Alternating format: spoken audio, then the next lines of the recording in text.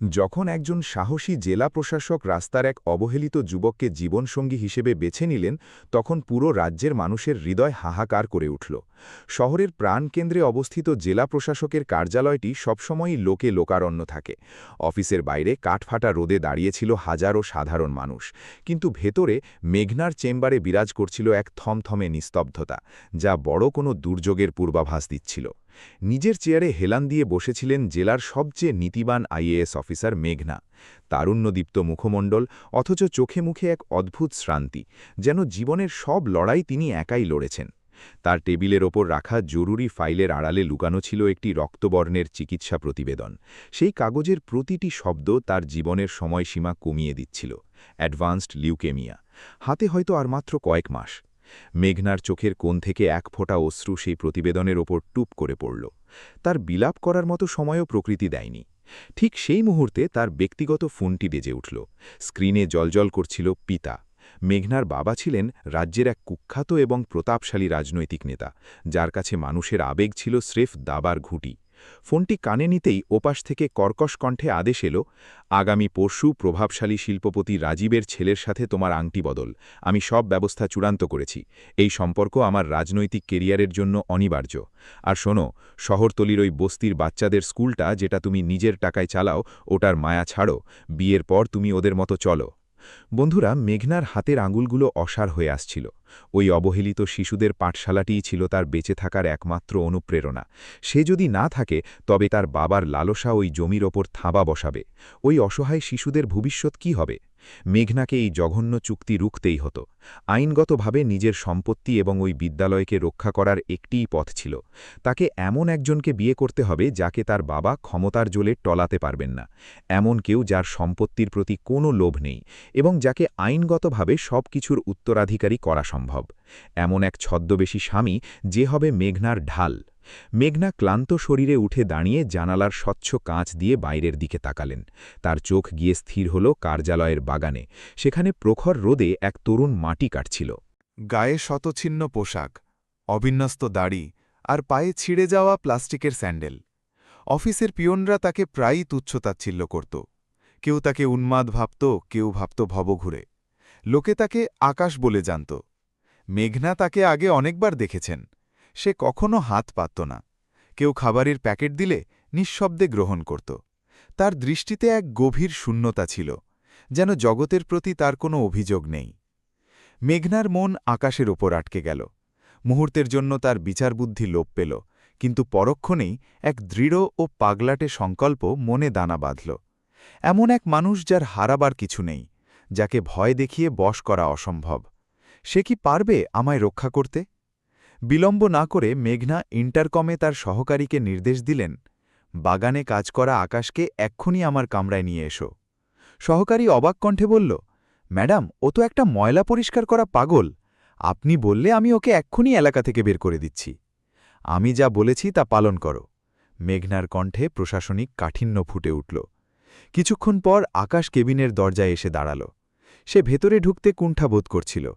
এসির শীতল আরাম আর ঝকঝকে ঘরের সাথে তার পোশাকের কোনো মিল ছিল না।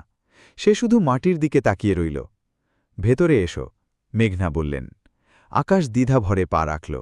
তার গা থেকে আসা ঘামের গন্ধ পুরো ঘরে ছড়িয়ে পড়ল, কিন্তু মেঘনা বিচলিত হলেন না। মেঘনা তার আসন ছেড়ে আকাশের সামনে এসে দাঁড়ালেন। তোমার নাম আকাশ, তাই না? আকাশ শুধু ঘাড় নাড়ল। সে মুখ তুলে তাকানোর সাহস পাচ্ছিল না। আমার তোমার প্রয়োজন। মেঘনার কণ্ঠ ভারী হয়ে এলো। আমি তোমাকে অনেক অর্থ দেব। তোমাকে শুধু কয়েক মাস আমার সাথে একটি নাটকে অভিনয় করতে হবে। তোমাকে আমার স্বামী সাজতে হবে। এই প্রস্তাব শুনে আকাশের হাত থেকে কোদালটি মেঝেতে পড়ে গেল। সে প্রথমবার মেঘনার চোখের দিকে তাকাল। সেই ধূসর চোখে টাকার নেশা ছিল না, ছিল এক বিদীর্ণ করা আরতি। ম্যাডাম, আকাশের কণ্ঠস্বর ছিল ভাঙা এবং গভীর, যেন বহুযুগ সে কথা বলেনি। মাথা কি আমার খারাপ হয়েছে নাকি আপনার? মেঘনা টেবিল থেকে অর্থের একটি চেক এবং কিছু আইনি দলিল তুলে নিলেন। আমি সুস্থ মস্তিষ্কেই বলছি আকাশ, আমি নিরুপায়। এই সম্পদ তোমার। অল্প কিছুকাল পর আমি তোমাকে দায়মুক্ত করে দেব। কেউ তোমাকে বিরক্ত করবে না। শুধু এই কাগজে তোমার সই বা টিপ সই দিয়ে দাও। আকাশ সেই চেকের দিকে একবার তাকাল এবং তারপর মেঘনার চোখের গভীরতা মাপার চেষ্টা করল। হঠাৎ আকাশের ঠোঁটে এক বিষাদ মাখা হাসি ফুটে উঠল। টাকা? আকাশ খুব ধীর স্বরে বলল, এই কাগজ দিয়ে কি হবে? আপনার মতোই একজন ক্ষমতাবান নারী ছিলেন, যার হাতে অনেক শক্তি ছিল। যখন আমি সোনার মেডেল নিয়ে ইঞ্জিনিয়ারিং শেষ করে চাকরির খোঁজে শহরে আসছিলাম, তখন এক বড়লোকের গাড়ি আমার মা আর আমাকে ফুটপাথে পিষে দিয়ে চলে যায়। পুলিশ সেই প্রভাবশালী মালিকের কাছে বিক্রি হয়ে গিয়েছিল। আমার মা রাস্তার ধারে বিনা চিকিৎসায় মারা যান। ম্যাডাম, আমার হাতে তখন এতটুকু সামর্থ্য ছিল না যে আমি তাকে একটা হাসপাতালে নিয়ে যাই। সেদিনই আমার বিশ্বাস আর আমার পরিচয় দুটোই ওই নর্দমায় মিশে গেছে। এখন আমার ধনের প্রয়োজন নেই। বন্ধুরা, মেঘনা স্তব্ধ হয়ে গেলেন। যাকে গোটা শহর পাগল ভেবে অবহেলা করত, সে ছিল এক মেধাবী ছাত্র, যাকে এই পচা সমাজ ব্যবস্থা পথের ভিখারি বানিয়ে দিয়েছে। মেঘনার অন্তর হাহাকার করে উঠল। আমায় ক্ষমা করো আকাশ। মেঘনার চোখ দিয়ে জল গড়িয়ে পড়ল। তার প্রশাসনিক গাম্ভীর্য ধুলোয় মিশে গেল। সে সেখানেই বসে পড়তে বাধ্য হল। আমার হাতে একদম সময় নেই আকাশ। আমি ব্লাড ক্যান্সারে আক্রান্ত। জীবনের শেষ প্রান্তে দাঁড়িয়ে আছি। আমার বাবা আমাকে এক লম্পটের হাতে তুলে দিতে চান স্রেফ ক্ষমতার লোভে। যদি তাই হয়, তবে আমার ওই স্কুলটা ওরা গুড়িয়ে দেবে। আমি মরে গেলেও ওই বাচ্চাগুলোকে রাজপথে ফেলে দিতে পারব না। আমার শুধু এমন একজন শক্ত মানুষ চাই, যে আমার বাবার অন্যায়ের সামনে পাহাড় হয়ে দাঁড়াবে, যে আমার চলে যাওয়ার পর ওই বাচ্চাগুলোকে আগলে রাখবে। আকাশ মেঘনাকে ভেঙে পড়তে দেখল। সে কোনো প্রতাপশালী অফিসার নয়, বরং এক মৃত্যু ভয়ে শঙ্কিত নারী, যে শেষ নিঃশ্বাস পর্যন্ত অন্যের স্বপ্ন বাঁচাতে চাইছে। আকাশ ওই স্কুল পড়ুয়াদের মুখে নিজের ফেলে আসা শৈশব আর তার মায়ের আর্তনাদ দেখতে পেল। ন্যায়ের যে আগুন আকাশের হৃদয় ছাইচাপা পড়েছিল, তা হঠাৎ দাউ দাউ করে জ্বলে উঠল। আকাশ নিচু হয়ে সেই চেকটি তুলে নিল এবং মুহূর্তেই 2 টুকরো করে ফেলল। মেঘনা অবাক হয়ে তাকালেন। আমি বলেছি না ম্যাডাম, আমার টাকার লোভ নেই, আকাশ বলল। তার দৃষ্টিতে এখন সেই পুরনো আত্মবিশ্বাসী যুবকের তেজ ফিরে এসেছে। যদি আপনার এই সংগ্রামই অনাথ শিশুদের জন্যে হয়, তবে আমি আপনার হাত ধরব। অর্থের জন্যে নয়, ওই সত্যের জন্যে, যা সেদিন রাস্তার ধারে মরে গিয়েছিল। তবে আমার একটি শর্ত আছে। কি শর্ত? মেঘনা চোখের জল মুছে জিজ্ঞেস করলেন। আমি আপনার অনুগত ভৃত্যে হিসেবে নয়, আপনার সম্মান হিসেবে থাকব। আর যতক্ষণ আমার দেহে প্রাণ আছে, পৃথিবীর কোনো শক্তি আপনাকে বা আপনার ওই শিশুদের অসম্মান করতে পারবে না। বন্ধুরা, সেই দিন বিকালেই জেলা প্রশাসকের কার্যালয়ে এক তুলকালাম কাণ্ড ঘটে গেল, যখন মেঘনা নিজে ম্যারেজ অফিসারকে ডেকে সেই জীর্ণ পোশাক পরা আকাশের সাথে বিবাহের দলিলে স্বাক্ষর করলেন। পুরো স্টাফ বাকরুদ্ধ হয়ে গেল। কেউ কল্পনাও করতে পারেনি যে জেলার সবচেয়ে মেধাবী এবং সুন্দরী আইএএস অফিসার একজন পথের ভবঘুরেকে বিবাহ করবেন। সূর্যাস্তের আগেই এই খবর দাবানলের মতো পুরো জেলায় রাষ্ট্র হয়ে গেল। মেঘনা আকাশকে নিয়ে তার সরকারি বাংলোয় ফিরলেন। সেই রাজকীয় বাংলো, যেখানে বড় বড় ভিআইপিরা করজোড়ে আসতেন, সেখানে আজ আকাশ তার ছেঁড়া পোশাকে দাঁড়িয়ে রইল। বাড়ির কর্মীরা তাকে ঘৃণার দৃষ্টিতে দেখছিল। ঠিক তখনই বাংলোর ফটকে পুলিশের গাড়ির সাইরেন বেজে উঠল। গাড়ি থেকে মেঘনার বাবা, প্রভাবশালী মন্ত্রীমশাই, রাগে কেঁপে কেঁপে ভেতরে ঢুকলেন। তার সাথে ছিল গুন্ডা বাহিনী। মেঘনা! মন্ত্রীর চিৎকারে যেন ছাদ ফেটে পড়ল। এই নোংরামি কিসের? তুই এই পথের আবর্জনাকে বিয়ে করলি, আমার মুখ পুড়িয়ে দিলি। তিনি আকাশের দিকে তেড়ে গেলেন এবং দেহরক্ষীদের আদেশ দিলেন, এই জঞ্জালটাকে টেনে বের কর এবং এর হাড়গোড় গুঁড়ো করে দে। রক্ষীরা আকাশের দিকে এগোতেই মেঘনা বাধা দিতে চাইলেন, কিন্তু তখনই এক অভাবনীয় দৃশ্য দেখা গেল। বন্ধুরা, আকাশ, যে এতক্ষণ মাথা নিচু করেছিল, সে হঠাৎ বাঘের মতো গর্জে উঠল। সে রক্ষীর বাড়িয়ে দেওয়া হাতটি শূন্যেই ধরে এমনভাবে মোচড় দিল যে রক্ষী আর্তনাদ করে লুটিয়ে পড়ল। আকাশ সরাসরি মন্ত্রীর চোখের দিকে স্থির দৃষ্টিতে তাকাল। একজন সাধারণ মানুষের চোখে এমন রুদ্রমূর্তি দেখে মন্ত্রীও শিউরে উঠলেন। আবর্জনা ভাবার সাহস দেখাবেন না মন্ত্রী সাহেব। আকাশের কণ্ঠে কোনো ভয় ছিল না। গলার স্বর এতটাই গম্ভীর ছিল যে পুরো ঘরে পিনপতন নিস্তব্ধতা নেমে এল। আমি এখন এই বাড়ির জামাতা এবং ইনি জেলার সর্বোচ্চ আইনি কর্মকর্তা। যদি তার বা আমার গায়ের একটি লোমও কেউ স্পর্শ করে, তবে আইনের এমন ধারা প্রয়োগ করব যে আপনাদের সব রাজনীতি আর পেশি শক্তি গারদের আড়ালে পৌঁছে মরবে।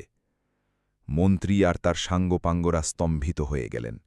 যাকে তারা বাকহীন পাগল ভেবেছিলেন, সে আইনের নিখুঁত ভাষায় জবাব দিচ্ছিল। তুই জানিস না তুই কার ওপর হাত তুলছিস, মন্ত্রী দাঁত কিড়মিড় করে বললেন। আমি এমন এক ব্যক্তি যার কাছে হারাবার মতো আর কিছুই নেই, আকাশ শান্ত কিন্তু কঠিন স্বরে বলল। আর যার পিঠ দেওয়ালে ঠেকে যায় সে মৃত্যুর চেয়েও ভয়ঙ্কর হয়। আজ থেকে যদি এই চৌকাঠ পার হবার চেষ্টা করেন তবে পরিণতি আপনাদের ভাবনার বাইরে হবে। মন্ত্রী আর তার লোকেরা অপমান সহ্য করে সেখান থেকে বিদায় নিলেন, তবে যাওয়ার আগে তারা হুমকি দিয়ে গেলেন যে মেঘনার কেরিয়ার শেষ করে দেবেন। রাত গভীর হল, বাংলোর চারপাশ একদম চুপচাপ। আকাশের জন্য আলাদা একটি কক্ষের ব্যবস্থা করা হয়েছিল। সে পরিষ্কার হয়ে মেঘনা দেওয়া পোশাক পরে ব্যালকনিতে দাঁড়িয়েছিল। তখনই পেছন থেকে মেঘনা এলেন। তাকে খুব বিষণ্ণ দেখা যাচ্ছিল। তার হাতে ধোঁয়া ওঠা চায়ের দুটি মগ ছিল। তিনি একটি আকাশকে দিলেন। আজ তুমি যা করেছ তার কোনো প্রতিদান হয় না, মেঘনা বললেন। আমি জানতাম না তোমার ভেতর এত তেজ। আমি শুধু এক জীবন্ত মৃতদেহ ছিলাম, মেঘনা, আকাশ ধীরে ধীরে বলল, যাকে আপনি আজ একটি লক্ষ্য দিয়েছেন। হঠাৎ মেঘনার বুক ফাটানো কাশি শুরু হল। তিনি সামলাতে চাইলেন, কিন্তু আকাশ দেখল মেঘনার ঠোঁট থেকে রক্তের একটি রেখা তার পোশাকে গড়িয়ে পড়ছে। মেঘনার শরীর টলে উঠল এবং তিনি মাটিতে পড়ে যাচ্ছিলেন, কিন্তু আকাশ দ্রুত তাকে নিজের বাহু ধরে আঙলে ধরল। মেঘনা যন্ত্রণায় কুঁকড়ে যাচ্ছিলেন, তার চোখের পাতা লেগে আসছিল। মেঘনা! আকাশ আতঙ্কিত কণ্ঠে ডাকল। বন্ধুরা, মেঘনা থরথর করে কাঁপতে থাকা হাতে আকাশের পাঞ্জাবি আঁকড়ে ধরলেন এবং বিড়বিড় করে বললেন, আমার সময় ফুরিয়ে আসছে আকাশ, ওই শিশুগুলোকে বাঁচিও।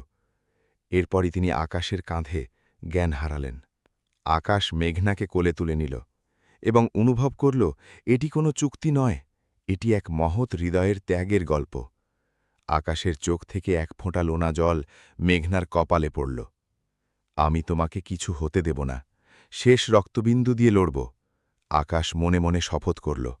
বন্ধুরা, হাসপাতালের নিবিড় পর্যবেক্ষণ কেন্দ্রের বাইরের সাদা দেওয়ালগুলো যেন আকাশকে বিদ্রুপ করছিল। কৃত্রিম শ্বাসযন্ত্রের শব্দ তার কানে তীরের মতো বিঁধছিল। যে মানুষটি তাকে অন্ধকার থেকে আলোতে নিয়ে এলো, সে এখন মৃত্যুর সাথে পাঞ্জা লড়ছে। চিকিৎসক কেবিন থেকে বেরিয়ে এলেন। তার মুখে ছিল বিষাদের ছায়া। আকাশ সাহেব, ম্যাডামের শারীরিক অবস্থা চরম সংকটাপন্ন। অতিরিক্ত মানসিক চাপ তার জীবনী শক্তি কেড়ে নিয়েছে। আমাদের হাতে হয়তো আর কয়েকটা দিন মাত্র আছে। আকাশ সেখানেই করিডোরে বসে পড়ল। সে নিজের হাতগুলোর দিকে তাকাল। এই হাতেই সে একসময় ঝাড়ু দিত, কিন্তু আজ এই হাতে শত শত শিশুর ভবিষ্যৎ আর মেঘনার শেষ নিঃশ্বাসটুকু বন্দী। পরবর্তী কয়েক সপ্তাহ ছিল এক কঠিন সাধনা। আকাশ হাসপাতালকেই নিজের আশ্রয় বানিয়ে নিল। রাত জেগে সে আইনি মারপ্যাচ আর ট্রাস্টের জটিলতা নিয়ে পড়াশোনা শুরু করল। কারণ সে জানত মন্ত্রী যে কোনো সময় স্কুলটি দখল করতে পারেন। কেমোথেরাপির ধকল সইতে না পেরে যখন মেঘনার ঘন চুল ঝরতে শুরু করল এবং তিনি আয়নায় নিজেকে দেখে ডুকরে কেঁদে উঠলেন, পরদিন সকালে আকাশও নিজের মাথা মুন্ডন করে ফেলল। মেঘনা যখন আকাশকে ওই অবস্থায় দেখলেন, তার ফ্যাকাশে ঠোঁটে এক স্বর্গীয় হাসি ফুটে উঠল। কেন করছ এসব আকাশ? তিনি ক্ষীণ স্বরে জিজ্ঞেস করলেন। বন্ধুরা, আকাশ তার হাতটি নিজের মাথায় ছোঁয়াল। আপনি আমাকে ধুলোবালি থেকে তুলে মানুষ বানিয়েছেন, মায়ের পর প্রথম কেউ যিনি আমাকে আবর্জনা ভাবেননি। এটি দয়া নয় মেঘনা, এটি আমার শ্রদ্ধা। কিন্তু বাইরের পৃথিবীতে এক নোংরা ষড়যন্ত্র জাল বুনছিল। মন্ত্রী এবং তার সহযোগী রাজীব মিলে হারের বদলা নিতে উঠে পড়ে লাগলেন। তারা শহরের প্রভাবশালী নিউজ চ্যানেল সত্য সংবাদকে কোটি টাকা ঘুষ দিলেন এবং একটি বানোয়াট গল্প তৈরি করলেন। তাদের পরিকল্পনা ছিল মেঘনাকে মানসিক ভারসাম্যহীন প্রমাণ করে তার স্কুলের জমি বাজেয়াপ্ত করা এবং আকাশকে একজন অপহরণকারী হিসেবে চিত্রিত করা। ছুটির দিন সন্ধ্যা। সারা দেশের মানুষ টিভির সামনে বসেছিল। সত্য সংবাদ চ্যানেলে তখন ব্রেকিং নিউজ চলছিল। অসুস্থ জেলা প্রশাসক মেঘনাকে জিম্মি করেছে এক কুখ্যাত ভিখারি। অনাথ আশ্রমের নামে কোটি টাকার দুর্নীতি। স্টুডিওতে বসে মন্ত্রীমশাই নকল কান্না কাঁদছিলেন। ওই ধূর্ত লোকটা আমার সরল মেয়েকে সম্মোহিত করে রেখেছে। সে তাকে হাসপাতালে বন্দি করে আমাদের পারিবারিক সম্পত্তি আত্মসাৎ করতে চায়। ঠিক সেই মুহূর্তে লাইভ অনুষ্ঠানের মাঝখানে স্টুডিওর ভারী দরজা ঠেলে এক বলিষ্ঠ যুবক ভেতরে ঢুকল। সে আর কেউ নয়, আকাশ। তার পরনে ছিল একটি সাদা পাঞ্জাবি কিন্তু তার চোখের জ্যোতি দেখে স্টুডিওর আলো যেন ফিকে হয়ে গেল। তার হাতে ছিল এক গাদা দলিলাদি। ক্যামেরা বন্ধ করো, কে এটা, বের করো একে, মন্ত্রী চিৎকার করে উঠলেন। কিন্তু ততক্ষণে সব শেষ। লাইভ টিআরপি বাড়াতে অ্যাঙ্কার পুলিশকে বাধা দিলেন। আপনি কে এবং এখানে কি করছেন, অ্যাঙ্কার রুক্ষ স্বরে প্রশ্ন করলেন। বন্ধুরা, আকাশ সোজাসুজি ক্যামেরার লেন্সের দিকে তাকাল। আমি আকাশ, মেঘনার স্বামী। আজ আমি সেই সত্য বলবো যা শুনলে পুরো দেশের মেরুদণ্ড কেঁপে উঠবে। আকাশ টেবিলে প্রথম ফাইলটি ছুঁড়ে মারল। মন্ত্রী সাহেব বলছেন, আমি ওনার মেয়েকে বন্দি করেছি। এই দেখুন। আকাশ একটি রিপোর্ট ক্যামেরার সামনে ধরল। এটি মেঘনার মেডিকেল রিপোর্ট, ওনার শেষ পর্যায়ের ক্যান্সার। আর এই সত্যিটা এই জন্মদাতা বাবা 1 বছর ধরে জানতেন। তিনি নিজের অসুস্থ মেয়ের সেবা করার বদলে তার মৃত্যুকে পুঁজি করে এই নেতার ছেলের সাথে বিয়ে ঠিক করেছিলেন, যাতে নির্বাচনী তহবিল পান। পুরো স্টুডিওতে শ্মশানের নিস্তব্ধতা নেমে এলো। অ্যাঙ্কারের হাত থেকে মাইক্রোফোন প্রায় পড়ে যাচ্ছিল। আকাশের চোখ ফেটে জল আসছিল, কিন্তু তার কণ্ঠস্বর ছিল বজ্রের মতো। মেঘনা অসুস্থ হতে পারেন, কিন্তু পাগল নন। তিনি এই শহরের একমাত্র অফিসার যিনি নিজের বেতন জমিয়ে ওই অনাথ আশ্রম তৈরি করেছেন। যখন তিনি বুঝলেন তার সময় ফুরিয়ে আসছে, তখন এই লোভী মন্ত্রী ওই জমি দখলের পায়তারা শুরু করেন। ওই শিশুদের মাথা গোজার ঠাঁইটুকু বাঁচানোর জন্য এই মহীয়সী নারী আমার মতো এক পথের মানুষকে বিয়ে করেছেন, যাতে আইনত আমি ওই ট্রাস্টের মালিক হতে পারি এবং কোনো শকুনের নজর সেখানে না পড়ে। আকাশ পকেট থেকে উইলটি বের করে ছুঁড়ে দিল। এই দেখুন কাগজ। এই নারী মরার আগে নিজের এক চিলটে জমিও দান করে গেছেন, আর আপনারা তার গায়ে কলঙ্ক মাখাচ্ছেন। অ্যাঙ্কারের গলা ধরে এলো। কিন্তু আকাশ সাহেব, আপনি তো একজন... আমি একজন ভবঘুরে ছিলাম। হ্যাঁ, ছিলাম। আকাশ মাইক কেড়ে নিল। কয়েক বছর আগে আমি এই শহরেই বড় অফিসার হওয়ার স্বপ্ন নিয়ে আসছিলাম। আমার হাতে ছিল একটা ভাঙা স্যুটকেস, আর সাথে ছিল আমার অসুস্থ মা। এক দম্পতি তাদের দামি গাড়ি দিয়ে আমাদের পিষে দিয়েছিল। পুলিশ আমাকেই উল্টো ধমক দিয়ে তাড়িয়ে দিয়েছিল। আমার মা রাস্তার ধারে বিনা জানাজায় মারা যান। সমাজ আমাকে নর্দমায় ছুড়ে দিয়েছিল, কিন্তু মেঘনা আমাকে সম্মান ফিরিয়ে দিয়েছেন। বন্ধুরা, এই আকাশ ডুকরে কেঁদে উঠল। আমার বড় অফিসার হওয়ার আর কোনো বাসনা নেই। আমার শুধু একজন মেঘনাকে দরকার ছিল, যে আমাকে বেঁচে থাকার মানে শিখিয়েছে। আজ সে হাসপাতালের বিছানায় শেষ মুহূর্ত গুনছে, আর এই নরপিশাচেরা এখানে রাজনীতি করছে। টিভির পর্দায় যা চলছিল তা পুরো দেশের বিবেক নাড়িয়ে দিল। ঘরে বসা মানুষেরা স্তব্ধ হয়ে গেল। রেল স্টেশনে, বাজারে, বড় পর্দায় যারা এই লাইভ দেখছিল, তাদের চোখে জল ধরে রাখতে পারল না। ঠিক সেই সময় শহরের এক বিলাসবহুল ফ্ল্যাটে বসা এক নারী এই দৃশ্য দেখছিলেন। ইনি সেই গাড়ির মালিকের স্ত্রী ছিলেন, যিনি বহু বছর আগে আকাশের মাকে পিষে দিয়েছিলেন। আকাশের আর্তনাদ শুনে তার পায়ের তলার মাটি সরে গেল। তিনি হাউমাউ করে কেঁদে উঠলেন এবং নিজের ভুল বুঝতে পেরে মাটিতে লুটিয়ে পড়লেন। তার অহংকার আজ তাসের ঘরের মতো ভেঙে পড়ল। ইন্টারনেট আর সামাজিক মাধ্যমে সুনামি বয়ে গেল। হ্যাশট্যাগ আমরাই মেঘনা, হ্যাশট্যাগ আকাশের জয় এবং হ্যাশট্যাগ শিশুদের সুরক্ষা মুহূর্তের মধ্যে বিশ্বের দরবারে 1 নম্বরে পৌঁছে গেল।